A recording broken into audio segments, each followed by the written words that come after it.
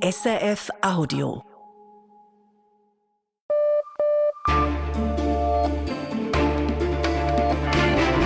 Radio SRF, Echo der Zeit mit Ivan Lieberherr. Freitag, der 21. August. Unsere Themen. Laute Kritik an Israels Siedlungsplänen. Europäische Länder fordern, dass ein geplantes Großprojekt bei Jerusalem gestoppt wird. Auch in Israel selber regt sich Widerstand. Rekordhohe Staatsverschuldung der USA. Das Land gibt mehr Geld aus für Schuldzinsen als für die Verteidigung. Wie das in den USA diskutiert wird und welche Folgen es hat für das globale Finanzsystem. Der Preis eines neuen Atomkraftwerks. 3 Studien, 3 Preisschilder. Von 8 Milliarden Franken bis zu mehr als 40 Milliarden.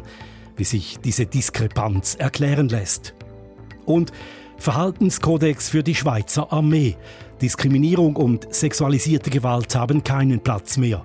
Sonst drohen Konsequenzen. Disziplinarmaßnahmen. Oder was auch schon bei mir stattgefunden hat, dass ich jemanden administrativ entlasse, weil ich sage, du passt hier nicht in diese Einheit und nicht zu diesem Auftrag, den wir haben. Sagt Schulkommandant Marc Pascal Gugelmann. Mehrere Staaten üben außergewöhnlich heftige Kritik am neuesten israelischen Siedlungsprojekt, darunter Deutschland, Frankreich und Großbritannien.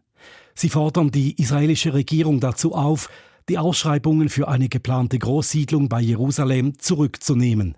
Der Bau dieser Siedlung würde die Umsetzung der Zwei-Staaten-Lösung verunmöglichen. Auch namhafte israelische Persönlichkeiten sind der Ansicht, dass sich europäische Staaten tatkräftig engagieren müssten gegen die Besetzung des Westjordanlands und sie müssten den Handel mit Produkten aus den Siedlungen einstellen. Diese Forderung haben sie in Briefen an Frankreich, Deutschland und Großbritannien formuliert. Heute folgte auch ein entsprechender Brief an die Schweiz, an Bundespräsident und Wirtschaftsminister Guy Parmelin. Was wollen die Unterzeichnenden mit diesem offenen Brief erreichen? Auslandredaktorin Anna Drechsel hat darüber mit einem von ihnen gesprochen, mit dem ehemaligen israelischen Diplomaten und Hochschuldozenten Alon Liel. Das ist kein Brief, sagt Alon Liel. Das ist ein Schrei nach Aufmerksamkeit. It's not a letter, it's a scream. We scream for attention. We scream and call the Swiss people. Wir schreien und rufen die Bevölkerung der Schweiz und anderer europäischer Länder dazu auf, mit dem Mikroskop auf die Geschehnisse in Israel und im besetzten Westjordanland zu schauen und zu urteilen, ob ihr das als rechtmäßig anseht. And see if you consider it legitimate. Liel meint damit die massive Gewalt israelischer Siedler gegen die palästinensische Bevölkerung im Westjordanland. Alon Liel war mehr als 30 Jahre Diplomat und unter anderem Botschafter in Südafrika. Heute, so sagte er über sich selbst, sei er einer der wenigen verbliebenen israelischen Friedensaktivisten, wie auch die rund 20 Mitunterzeichnenden des offenen Briefs an Bundesrat Guy Parmelin. A peace activist, one of the few that are still left in Israel. Mit dabei sind etwa der ehemalige Parlamentspräsident Avraham Burg und die frühere Chefin der linken Meretz-Partei Zehava Gal'on. Ihre Forderung an die Schweiz, alle Handelsbeziehungen mit den Siedlungen in den besetzten Gebieten einzustellen, im Einklang mit dem Gutachten des Internationalen Strafgerichtshofs in Den Haag, wonach die israelische Besetzung des Westjordanlands illegal ist. Das Schreiben sei auch als Weckruf an die Adresse der eigenen, der israelischen Bevölkerung gedacht, sagt Ex-Botschafter Liel. If the Israeli public will understand that we face a consensus, international consensus. Die israelische Öffentlichkeit muss verstehen, dass es einen internationalen, hauptsächlich westlichen Konsens gibt, dass die Besatzung nicht legal ist, dass ethnische Säuberung im Westjordanland, das Niederbrennen palästinensischer Häuser, die Attacken auf palästinensische Zivilistinnen und Zivilisten inakzeptabel sind. Sonst geht das so weiter. It will go on. Um diese Entwicklung zu stoppen, brauche es internationalen Druck.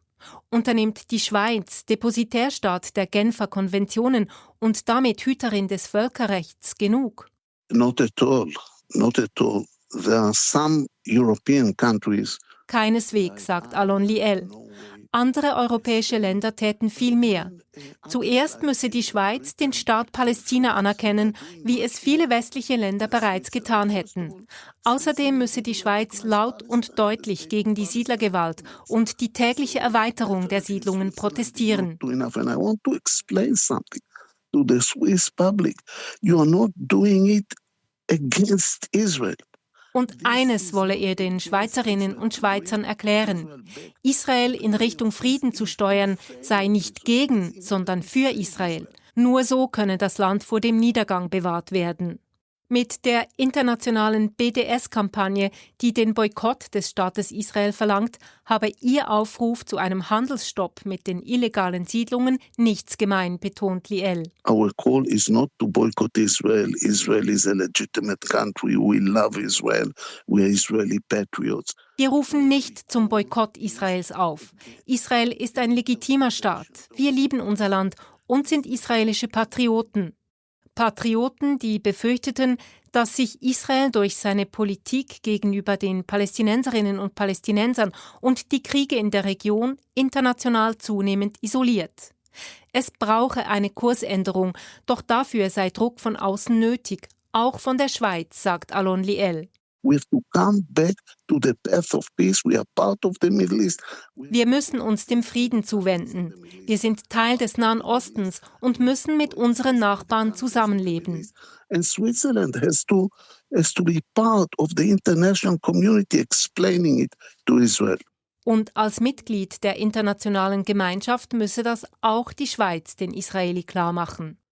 Es ist ein deutlicher Appell, den israelische Persönlichkeiten an die Schweiz richten. Die Schweiz müsse Israel in die Pflicht nehmen und den Handel mit Produkten aus israelischen Siedlungen stoppen. Wie kommt das an? Michel Gerard hat bei Schweizer Außenpolitikern nachgefragt. Für SP-Nationalrat Fabian Molina ist klar, die Schweiz tue zu wenig, um Israel zur Einhaltung des Völkerrechts zu bewegen. Ein Importverbot für Produkte aus israelischen Siedlungen sei dazu zwar nur ein Baustein von vielen, aber ein wichtiger. Die Schweiz, wie die ganze Staatengemeinschaft, hat gemäß einem Gutachten des Internationalen Gerichtshofs die Verpflichtung sicherzustellen, dass diese Siedlungen nicht durch die Handelspolitik unterstützt werden. Und entsprechend wäre ein Importverbot das Richtige, um dieser völkerrechtlichen Verpflichtung nachzukommen. Auch FDP-Ständerat Damian Müller findet grundsätzlich, die Schweiz müsse mehr tun gegen den illegalen Siedlungsbau. Er denkt dabei allerdings eher an Sanktionen gegen gewalttätige Siedler und Organisationen, die den Siedlungsbau direkt fördern, wie sie die EU bereits beschlossen hat. Von einem Importverbot für Produkte hält er wenig. Es wäre aus meiner Sicht wirtschaftspolitisch fragwürdig, auch bürokratisch schwierig umzusetzen und international eben auch kaum wirksam. Ein Importverbot im Alleingang sei deshalb der falsche Weg. Fraglich ist zudem, ob die Schweiz ein solches Verbot überhaupt eigenständig erlassen könnte. Das Staatssekretariat für Wirtschaft SECO schreibt dazu auf Anfrage: Der Erlass von Sanktionen einschließlich Beschränkungen des Handelsverkehrs richtet sich nach dem Embargo-Gesetz. Gemäß diesem kann der Bund Sanktionen umsetzen, die von der UNO, der OSZE oder den wichtigsten Handelspartnern der Schweiz beschlossen wurden. Derzeit ist keine internationale Sanktion dieser Art gegen Israel in Kraft. In einem sind sich die beiden Außenpolitiker aber einig. Sie fordern eine bessere Herkunftsdeklaration von Gütern aus besetzten Gebieten. Denn aktuell ist nicht klar, wie viele und welche Produkte aus israelischen Siedlungen in die Schweiz gelangen. Hier bräuchte es eine Anpassung, meint Damian Müller. Damit auch die Menschen gezielt entscheiden können, ob sie diese Produkte kaufen möchten oder nicht. Anders als in der EU muss für die Schweiz nämlich nicht explizit gekennzeichnet werden, ob ein Produkt aus einem israelischen Siedlungsgebiet stammt. Eine entsprechende Forderung wurde letztes Jahr im Parlament abgelehnt. Michel Gerard hat berichtet. Weiter in die Nachrichtenredaktion zu Roger Brändlin und zur Frage, ob ein Mord nicht verjähren soll. Das Parlament soll sich nochmals damit befassen. Eigentlich haben sowohl Ständerat als auch Nationalrat bereits für die Unverjährbarkeit von Mord gestimmt. Die Rechtskommission des Ständerats will aber nochmals darauf zurückkommen. Und auch die Schwesterkommission im Nationalrat ist damit einverstanden. Sie befürwortet heute den entsprechenden Rückkommensantrag mit 13:10 Stimmen. Bisher verjährt Mord nach 30 Jahren. Das soll gemäß dem neuen Vorschlag so bleiben. Als Kompromiss schlägt die Kommission vor, die Verjährungsfrist für vorsätzliche Tötung und für weitere Delikte von 15 auf 30 Jahre zu erhöhen und sie damit an die Frist für Mord anzugleichen. Die Verjährung von Mord kommt als nächstes in den Ständerat, voraussichtlich in der Herbstsession. Am 27. September wird abgestimmt über 2 Initiativen. Heute sind die Resultate der ersten SRG-Umfrage bekannt geworden. Und gemäß dieser hat sowohl die Neutralitätsinitiative als auch die Ernährungsinitiative beim Schweizer Stimmvolk einen schweren Stand. Wäre Anfang August abgestimmt worden, hätten 54% die Neutralitätsinitiative abgelehnt. Bei der Ernährungsinitiative wäre es knapper gewesen, 49% der Befragten hätten da ein Nein in die Urne gelegt. Die Neutralitätsinitiative will die Neutralität in der Bundesverfassung genauer und verbindlicher definieren. Die Ernährungsinitiative will eine pflanzlichere, nachhaltigere Landwirtschaft mit höherem Selbstversorgungsgrad. Den Güterverkehr auf der Schiene sicherer machen. Dieses Ziel hatte sich die Schweiz vorgenommen nach dem schweren Unfall mit einem Güterzug vor 3 Jahren im Gotthard-Basistunnel. Der Bund beschloss deshalb schärfere Sicherheitsauflagen für Güterwaggons. Diese Vorschriften werden nun vom Bundesverwaltungsgericht aber kritisiert. Es hat europäischen Wagenhaltern Recht gegeben, die dagegen geklagt hatten. Trotz diesem Urteil werden die Regeln aber demnächst verschärft, denn in der Zwischenzeit hat auch die EU entschieden, die strengeren Regeln der Schweiz auch einzuführen. Nach einem Brand in Thusis im Kanton Graubünden werden 5 Personen weiter vermisst, obwohl das Feuer schon gestern Abend ausgebrochen ist. Und das liegt daran, dass sie noch immer vermisst werden, dass die Brandermittlung noch immer keinen Zugang zum Gebäude hat. Das Haus ist einsturzgefährdet. Insgesamt 14 Menschen konnten das brennende Gebäude verlassen. In dem betroffenen Haus gab es Wohnungen und ein Restaurant. Von diesen 14 wurden 8 Personen verletzt, 2 davon schwer, wie die Kantonspolizei Graubünden mitteilte. Zu den 5 Vermissten machte sie keine Angaben. Knapp 100 Rettungskräfte waren im Einsatz, weil das Treppenhaus einstürzte, musste das Dach mit einem Kran geöffnet werden. Die Behörden in der Schweiz wollen mehr unternehmen gegen Radikalisierung und Extremismus. Bund, Kantone und Gemeinden verstärken ihre Zusammenarbeit. Dazu hat der sogenannte Sicherheitsverbund Schweiz ein Grundlagenpapier vorgelegt. Es richtet sich unter anderem an Eltern und Lehrpersonen, aber auch an Vereine und Institutionen. Und darin hat es praktische Tipps, zum Beispiel für den Umgang mit Jugendlichen, bei denen die Gefahr besteht, dass sie sich radikalisieren. Eltern in der Schweiz geben ihrem Nachwuchs weiterhin gerne kurze Namen. So waren letztes Jahr bei den Mädchen Sophia, Emma und Mia die beliebtesten Vornamen und bei den Buben Noah, Liam und Gabriel. Das zeigen Daten des Bundesamts für Statistik. Bei den Buben belegt Noah damit bereits zum 5. Mal in Folge den Spitzenplatz. Bei den Mädchen hingegen nimmt Sophia zum 1. Mal den 1. Platz ein. Die Börsendaten von SIX, geliefert von SIX um 18:13 Uhr. Der Swiss Market Index schließt bei 14.457 Punkten und damit im Plus von 0,6%. Der Dow Jones Index in New York steigt momentan um 0,9%. Der Euro wird zu 93,60 Rappen gehandelt und der Dollar zu 81,11 Rappen. Das Wetter, am Abend ist es veränderlich bewölkt. Im Norden gibt es lokale Regenschauer noch. Morgen scheint dann oft die Sonne. In den Voralpen und am Alpennordhang ist es teils sonnig, teils bewölkt. Die Temperatur nach einem frischen Morgen gibt es morgen Nachmittag dann um die 22 Grad, im Süden bis zu 27 Grad. 40 Billionen $. Die Staatsverschuldung der USA hat diese Marke jetzt überschritten. Damit ist die Verschuldung der USA heute doppelt so hoch als noch vor 20 Jahren. Eine Folge: Die USA müssen Jahr für Jahr mehr Geld ausgeben für Schuldzinsen. Geld, das die Regierung wohl besser brauchen könnte für andere Vorhaben. Welche weiteren Folgen die rekordhohe Verschuldung der USA hat für das weltweite Finanzsystem und die Weltwirtschaft, das klären wir gleich. Zuerst die Frage an USA-Korrespondent Andrea Christen. 40 Billionen. Wie wird diese Zahl in den USA diskutiert? Sie wird natürlich in US-Medien abgehandelt. Es wird dargelegt, wie es so weit gekommen ist. Auch weil diese Zahl fast unfassbar groß ist. 40 Billionen $, also eine 40 mit 12 Nullen. Das ist mehr als das Bruttoinlandprodukt der USA und entspricht etwa dem Wert von jedem Einfamilienhaus in den USA zusammengezählt. 90 Millionen Häuser insgesamt. Das hat der Sender PBS News ausgerechnet. Die US-Regierung hat 2001 unter Präsident Bill Clinton das letzte Mal mehr eingenommen als ausgegeben. Seither hat sich die Lücke zwischen Einnahmen und Ausnahmen aufgetan. Unter demokratischen Präsidenten ebenso wie unter republikanischen Präsidenten. Die Wirtschaftskrise von 2007 war ein großer Faktor, ebenso die Covid-Pandemie, aber auch wiederholte Steuersenkungen. Diese Schulden haben natürlich einen Preis. Die USA geben nun für die Schuldzinsen mehr aus als für die Verteidigung. Und geht diese Entwicklung weiter wie bisher? Ja, die USA bewegen sich in Richtung 50 Billionen $. Allein im laufenden Fiskaljahr dürfte das US-Defizit über 2 Billionen $ betragen. Unter Präsident Donald Trump kam es zu einer Steuersenkung. Trump hat einen Krieg mit dem Iran begonnen. Bei diesem Konflikt ist kein Ende in Sicht. Die US-Regierung musste Zolleinnahmen zurückzahlen, nachdem der oberste Gerichtshof viele der Trump-Zölle für unrechtmäßig erklärt hatte.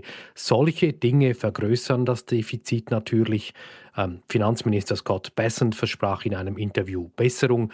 Die USA könnten mit dem Wirtschaftswachstum, das in der Zukunft liege, diese Schulden überwinden. Die US-Regierung arbeite auch an Maßnahmen, mit denen das Defizit verringert werde. Das sind Aussagen, die man aber ernsthaft bezweifeln darf. Der Schuldenberg der USA ist höher als die Wirtschaftsleistung des Landes. Frage an Manuel Rentsch von unserer Wirtschaftsredaktion. Ist das gefährlich? Andere Länder sind ja auch teils stark verschuldet. Das stimmt, andere Länder haben auch Schulden, Japan zum Beispiel.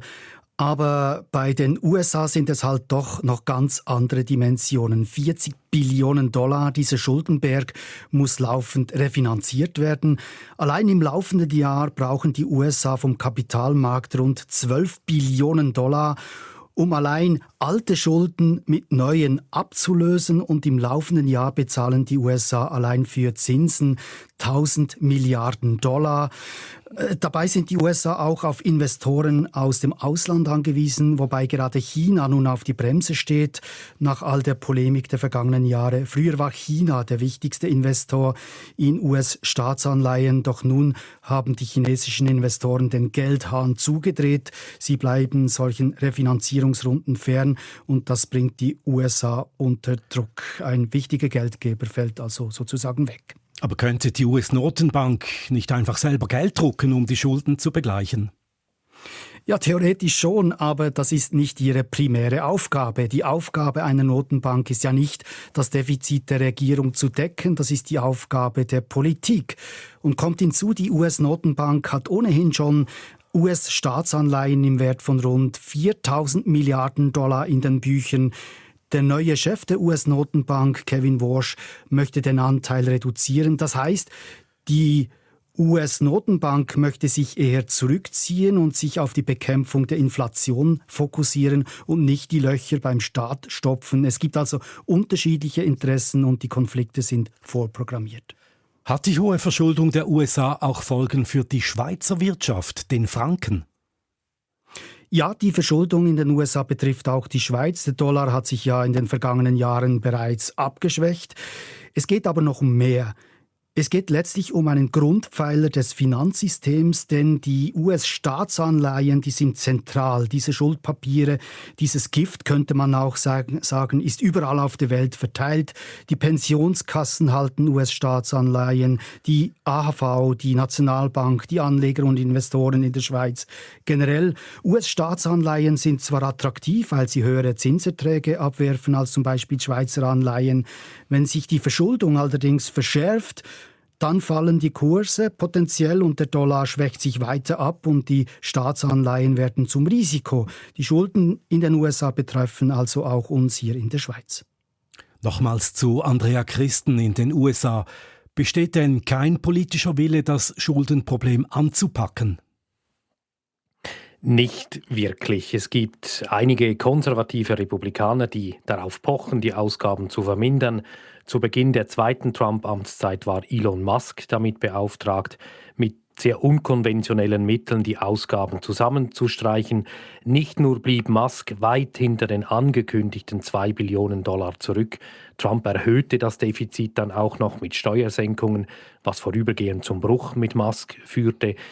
Sozialausgaben, etwa Gesundheitsprogramme oder Altersrenten, machen mit Abstand den größten Teil der staatlichen Ausgaben aus. Um die Schulden ernsthaft anzugehen, müsste man vermutlich hier den Hebel ansetzen oder auch bei den Verteidigungsausgaben oder man müsste die Bundessteuern erhöhen. Das sind Dinge, die bei Wählerinnen und Wählern unpopulär sind. Wohl auch deshalb zeigt der Kongress, die Abgeordneten sich alle 2 Jahre der Wiederwahl stellen müssen, bis jetzt keine ernsthafte Anstrengung, um diese Schulden in den Griff zu kriegen. Informationen und Einschätzungen von USA-Korrespondent Andrea Christen und von Wirtschaftsredaktor Manuel Rentsch. Vielen Dank. Echo der Zeit. Jeden Abend im Radio und immer online, zum Beispiel auf unserer App Play SRF. Hier geht's weiter mit den Kosten eines neuen Atomkraftwerks. Wissenschaftliche Studien kommen zu markant unterschiedlichen Zahlen. Dann geht's weiter mit sexualisierter Gewalt in der Schweizer Armee, mit der lebensgefährlichen Arbeit in Goldminen in Afrika und mit dem Zustand des größten Korallenriffs der Welt, dem Great Barrier Reef vor Australien.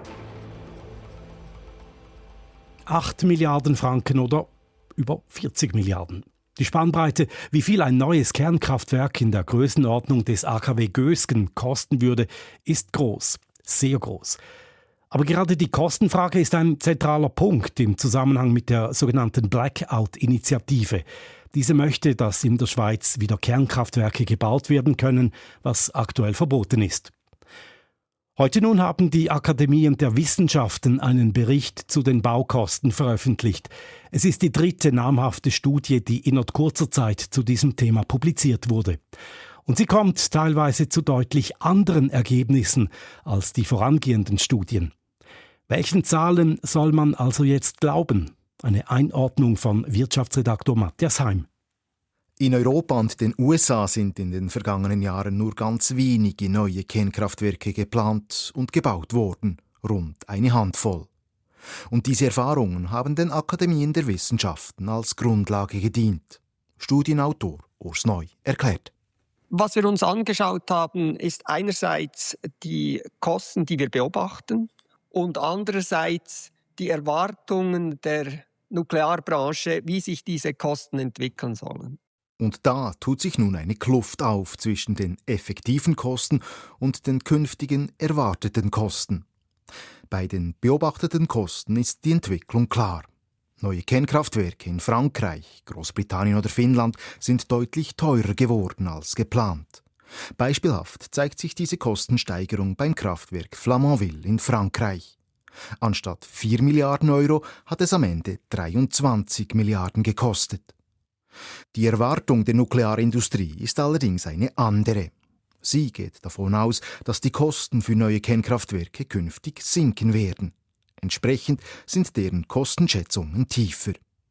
Das zeigt sich bei der Studie der ETH Zürich und des Paul-Scherrer-Instituts von Ende Juni. Andreas Pautz, Mitautor dieser Studie und Professor für Nukleartechnik, sagte damals: Ich denke schon, dass die Nuklearbranche lernfähig ist. Und natürlich gibt es Lerneffekte aus Projekten, die beim ersten Projekt möglicherweise auch aus dem Ruder gelaufen sind. Also da wird sicherlich ein positiver Kosteneffekt dann dazu beobachten sein. Konkret erachtet diese Studie ein neues Kernkraftwerk für 8 bis 10 Milliarden Franken als machbar. Zum gleichen Schluss kommt auch eine Studie des Energiekonzerns Axpo vom vergangenen März.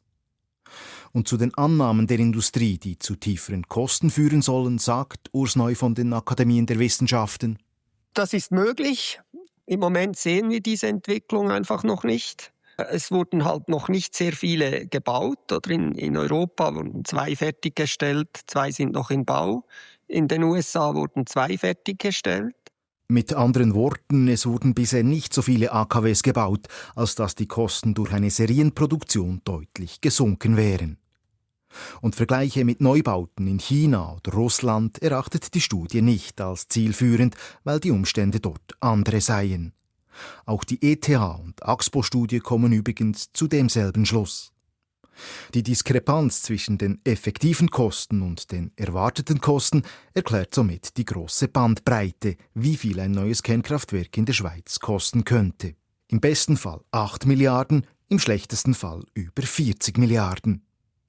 In der politischen Debatte ist die neue Studie natürlich Wasser auf die Mühlen der Kritikerinnen, die vor ausufernden Kosten warnen. Und was sagen die Befürworter? FDP-Nationalrat Christian Wasserfallen sagt zu den jüngsten Zahlen: Der Bericht der Akademie der Wissenschaften geht von Worst-Case-Szenarien aus. Ich erachte es als wenig hilfreich, die Erfahrungen aus dem Ausland 1:1 auf die Schweiz übertragen zu wollen. Vielmehr müsse die Schweiz sich so aufstellen, dass nicht dieselben Fehler begangen würden wie im Ausland. Das hieße, keine Änderungen am Reaktordesign während des Baus, genügend Fachpersonal ausbilden und das gesamte Bewilligungsverfahren bündeln. Und was, wenn die Kosten für ein neues AKW plötzlich doch viel höher sein sollten als geplant? Gibt es für Christian Wasserfallen auch eine finanzielle Obergrenze? Bei der finanziellen Schmerzgrenze ist es so, dass die Grundfrage beantwortet werden muss: Was ist uns Versorgungssicherheit wert? Deshalb braucht es jetzt alle konstruktiven Kräfte, damit wir innerhalb eines vernünftigen finanziellen Rahmens unsere Versorgungssicherheit lösen können. Allerdings will er sich nicht auf einen Betrag in Franken und Rappen festlegen. Zumindest eine Teilantwort auf diese Frage liefert die Studie der ETH und des Paul-Scherrer-Instituts. Sollten die Kosten über 12 Milliarden liegen, dann sei Kernenergie aus finanzieller Sicht kaum die optimale Technologie. Eine Umfrage der Schweizer Armee zeigte vor knapp 2 Jahren ein besorgniserregendes Ausmaß an geschlechterspezifischer Diskriminierung und sexualisierter Gewalt. Fast die Hälfte der Befragten gab damals an, solches erlebt zu haben. Die Armee reagierte mit verschiedenen Maßnahmen, vor allem setzte sie auf Prävention. Heute hat sie eine erste Bilanz gezogen. Es gebe Fortschritte im Kampf gegen Sexismus und Diskriminierung, am Ziel sei man aber noch nicht. Inlandredaktor Matthias Baumer berichtet. Gleich zu Beginn einer Rekrutenschule spreche er als Schulkommandant der Unteroffiziers- und Rekrutenschule 43 persönlich über Diskriminierung und Sexismus, sagt Marc Pascal Gugelmann. Jeder Rekrut und jede Rekrutin habe dann online eine Lektion zu diesem Thema zu bestehen. In der Gruppe würden sie zusammen mit ihren Vorgesetzten einen Verhaltenskodex formulieren. Wie wollen wir miteinander leben? Was ist unsere Kultur? Was sind unsere Ziele? Was ist eben unser Chorgeist? Und wo sind die roten Linien, die wir nicht überschreiten wollen? Diese Abmachung gehe in den Militäralltag über. Gugelmanns Offizierskollege Oberst Thomas Huber, der Kommandant der Infanterieschule 12, hörte auch schon zu, wie ein solcher Kodex entstand. Angeregte Diskussionen seien das. Und erstaunlicherweise gerade die Rekruten haben klare Vorstellungen, was ihre Erwartung ist, wie mit ihnen umgegangen wird. Anschreien wollen sie nicht. Sinnbefreiten Gehorsam wollen sie nicht. Sie wollen einen respektvollen Umgang untereinander mit den Vorgesetzten. Allein die Lautstärke einer Offiziersstimme hat aber noch nichts mit Diskriminierung oder sexualisierter Gewalt zu tun. Solche Dinge würden erstaunlicherweise dann aber wenig angesprochen. Ich vermute, das hat sehr damit zu tun, dass das eine Generation ist, die schon viel mehr sensibilisiert wurden und die wissen, wie man damit umzugehen hat. Das ist die Erklärung von Oberst Huber. Doch die Studie, in der sehr viele Armeeangehörige angaben, Diskriminierung und sexualisierte Gewalt erlebt zu haben, ist erst 2 Jahre alt. Und die Armee selbst schreibt in ihrem Zwischenbericht, dass Umfragen darauf hindeuten würden, dass insbesondere unter Männern jüngerer Jahrgänge eine wachsende Skepsis gegenüber Gleichstellungsanliegen zu beobachten sei. Doch das frühe und regelmäßige Ansprechen von Macht, Missbrauch, Gewalt, Diskriminierung und dieses gemeinsame Bekenntnis, wie sich eine Gruppe verhalten will, löse Positives aus. Die Sprache untereinander sei gewaltfreier geworden, beobachtet Thomas Huber. Vorfälle würden eher und vermehrt gemeldet und er als Schulkommandant könne eingreifen, sagt Marc Pascal Gugelmann.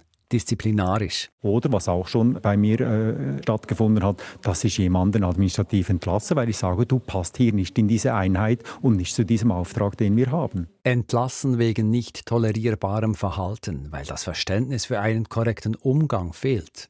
Das betrifft auch Berufsmilitärs.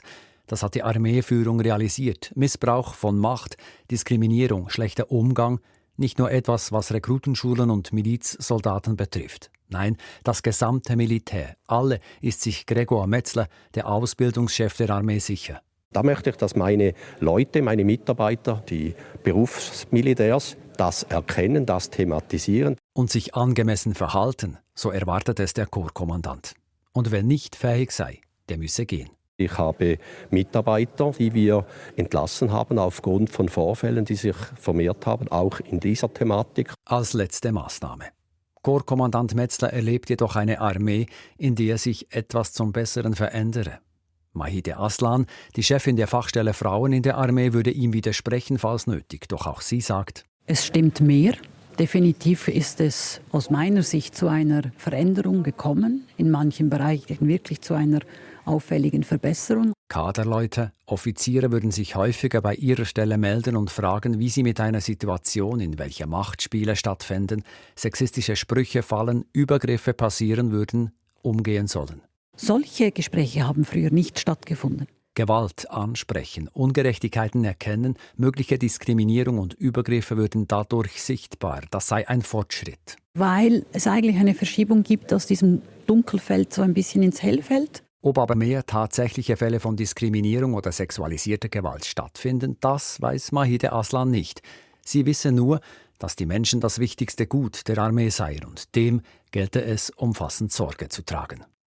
Das ist das Echo der Zeit am Freitagabend.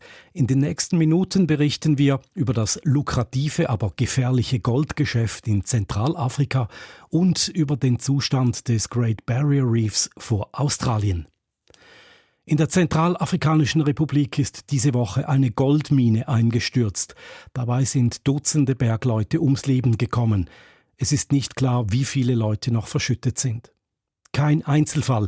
Mineneinstürze kommen in der Zentralafrikanischen Republik häufig vor, ebenso im Nachbarland Kongo-Kinshasa. Die Unglücke werfen ein Schlaglicht auf das Goldgeschäft dieser Länder. Unsere Afrika-Korrespondentin Sarah Fluck hat mir die Arbeitsbedingungen in diesen Minen erläutert. Die sind sehr prekär. Viele Mineure, die arbeiten in tiefen, handgegrabenen Schächten, oft mit ganz wenig Schutzausrüstung. Es ist dort auch ganz heiß und diese Wände, die sind wirklich nicht verlässlich abgestützt. Und dazu kommt ein Abbaugebiet, wie jetzt um diese betroffene Ortschaft Sambua herum, ist sehr lose organisiert. Da gibt es ganz viele Grabungsstellen und es gibt ganz viele verschiedene Betreiber. Und genau da liegt ein weiteres Problem. Der legale und der illegale Abbau, die liegen teils direkt nebeneinander. Der Staat vergibt auf einer Karte einfach für eine bestimmte Fläche eine Lizenz und gleich daneben können schon illegale Grabungen stehen. Jetzt, wer legal arbeitet, müsste mehr Sicherheitsvorschriften einhalten. In der Praxis ist aber die staatliche Kontrolle oft sehr, sehr schwach. Und jetzt bei diesem eingestürzten Standort ist bis heute nicht einmal klar, ob er überhaupt lizenziert war und wer ihn konkret betrieben hat. Um das klarzumachen, wir reden hier nicht von großen industriellen Abbaumethoden, sondern vom Kleinbergbau. Genau, aber dieses Kleinbergbau ist wirklich irreführend. Also im aktuellen Fall geht es um ein riesiges Abbaugebiet mit vielen einzelnen Schächten. Und Kleinbergbau heißt hier vor allem, es wird mit einfachsten Mitteln gefördert. Von Hand, mit Schaufeln, also nicht mit großen Industriemaschinen. Sarah Fluck, Sie haben selber eine Goldmine besucht in Kongo-Kinshasa. Was haben Sie dort erfahren über die Arbeit? Ja, sind vor allem so einzelne Bilder, die aufploppen. Einerseits eben wirklich dieses riesige, unglaublich geschäftige Gelände. Da wird an einer Stelle im Fluss Gold gewaschen, daneben werden Steine mit Hämmern zerschlagen, dann verschwinden immer wieder Männer in diesen Schächten. Auffällig war, dass die Mineure nicht nur aus dem Kongo kamen, sondern oft aus Nachbarländern. Und gerade die Ausländer, die mussten wirklich an den gefährlichsten Orten arbeiten, meist ganz weit unten in den Schächten. Im Schacht selbst war es irrsinnig heiß, extrem eng, stickig, staubig. Ich mag mich erinnern, ich hatte am nächsten Tag einen Ausschlag am ganzen Körper, wohl von diesem Staub. Dann hat mich auch überrascht, dass an der Oberfläche viele Frauen arbeiten, gerade beim Waschen vom Gold oder beim Zerkleinern des Gesteins. Und besonders erniedrigend fand ich die Kontrollen am Ende des Tages. Alle auf dem Gelände mussten sich komplett ausziehen und wurden überall untersucht, ob sie nicht irgendwo Gold versteckt hatten. Zurück zum Unglück von dieser Woche in der Zentralafrikanischen Republik. Welche wirtschaftliche Bedeutung hat das Gold für das Land? Im Land boomt Gold gerade, der Goldpreis ist hoch, gleichzeitig wird deutlich mehr produziert und exportiert. Spannend ist aber, wer bei der größten industriellen Goldmine mitverdient. Das Sima wird von einer Firma aus dem russischen Umfeld betrieben, mit Verbindungen zum früheren Wagner-Netzwerk. Dazu kam es, weil die zentralafrikanische Regierung jahrelang schwach war und militärisch stark von Rebellengruppen unter Druck war. Und Russland half da dann mit Waffen, mit Ausbildung und später eben mit diesen Wagner-Kämpfen. Und gleichzeitig erhielten aber eben russische Firmen Zugang zu Goldkonzessionen. Jetzt, wie viel in das Sima genau gefördert wird und wie viel Gewinn davon beim zentralafrikanischen Staat ankommt, ist sehr undurchsichtig. Und wohin wird das Gold aus der Zentralafrikanischen Republik exportiert? Ist unterschiedlich. Aber wenn wir jetzt diesen betroffenen Ort Sambua nehmen, dann ist es so, dass nach einem aktuellen UNO-Bericht Händler das Gold aufkaufen und dann geht es auf Motorrädern über die Grenze nach Kamerun. Dort wird es gesammelt, gewogen, oft mit anderem Gold vermischt und eingeschmolzen. Da verliert sich schon ein Teil der Herkunft und dadurch lässt sich illegales Gold leichter in den regulären Handel einschleusen. Von Kamerun geht es weiter nach Dubai in die Emirate. Dort wird das Gold oft nochmals mit Gold aus anderen Ländern eingeschmolzen und damit verliert sich die Spur fast ganz. Und von Dubai gelangt es weiter auf den Weltmarkt, möglicherweise auch in die Schweiz. Jetzt ist in vielen Regionen Regenzeit. Macht das die Arbeit in den Minen noch gefährlicher? Ja, der Regen, der dringt in diese schlecht gesicherten Schächte ein und dort saugt sich die Erde förmlich mit Wasser voll, es ist fast wie ein Schwamm und wird dadurch immer schwerer. Und irgendwann kann es dann eben sein, dass die Wände ihren Halt verlieren und die Tunnelsysteme einbrechen oder ein Hang abrutscht. Sagt Afrika-Korrespondentin Sarah Fluck.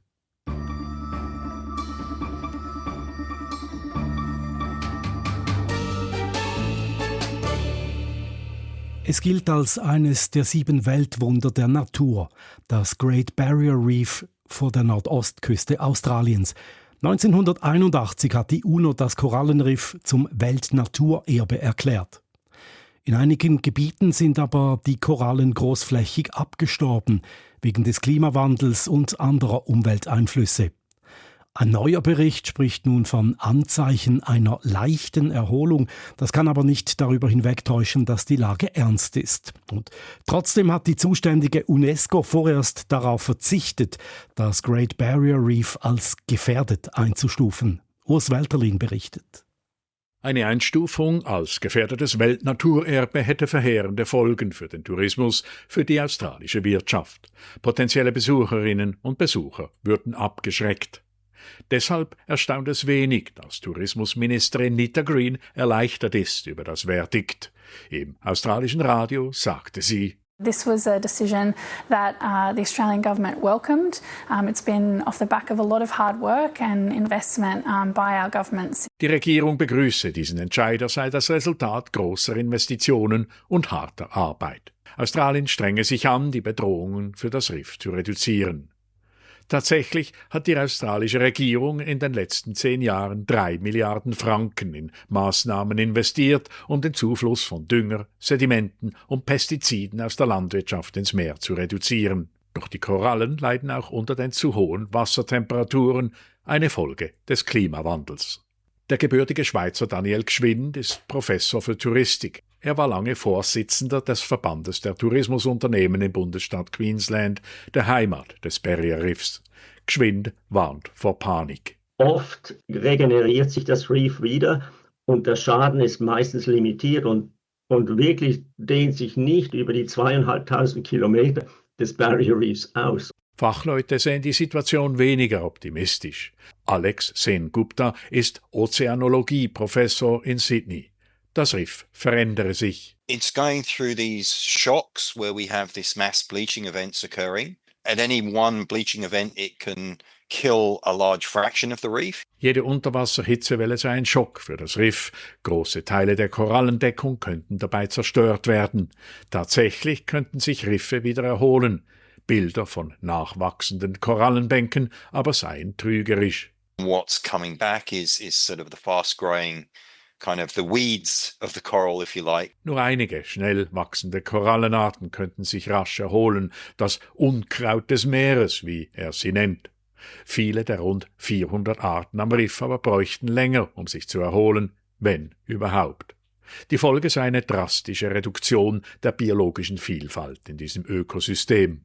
Der Experte anerkennt, dass die Regierung den Zufluss von toxischen Stoffen ins Riff reduziert hat. Das ursächliche Problem aber sei damit noch nicht gelöst, die vom Menschen verursachte Klimaveränderung. Noch nie in den letzten 100.000 Jahren seien die durchschnittlichen Meerestemperaturen so hoch gewesen wie heute. Ozeane sind der Wärmespeicher des Planeten. Sie nehmen mehr als 90% der überschüssigen Wärme in der Atmosphäre auf. Seit 2016 gab es 6 sogenannte Unterwasserhitzewellen. Ozeanologie-Professor Alex Sen-Gupta sagt denn auch, für den Schutz des Riffs sei nicht nur Australien verantwortlich. It requires the whole world to come together to do something meaningful about reducing ocean temperatures. Die ganze Welt müsse zusammenkommen, um die Erhitzung der Weltmeere zu bekämpfen. Dazu gehört vor allem, den CO2-Ausstoß zu reduzieren. Doch genau in diesem Bereich zeigt Australien bisher wenig Engagement. Obwohl fossile Rohstoffe als wichtigste Treiber der globalen Klimaveränderung gelten, will das Land einer der führenden Exporteure von Kohle und Gas bleiben. Der Mahnfinger der UNESCO, mehr zu tun für den Schutz des Great Barrier Reefs, sollte für die australische Regierung Ansporn sein, sich stärker für den Klimaschutz einzusetzen, hofft Sen-Gupta. Ob diese Mahnung in Canberra auch tatsächlich angekommen ist, bleibt abzuwarten. Der Bericht aus Australien von Urs Welterlin. Das war das Echo der Zeit vom Freitag, dem 21. August, mit Redaktionsschluss um 18.42 Uhr. Verantwortlich für die Sendung heute Pascal Bieber, für die Nachrichten Mario Sturni und am Mikrofon war Ivan Lieberherr. Das war ein Podcast von SRF, produziert im Auftrag der SRG.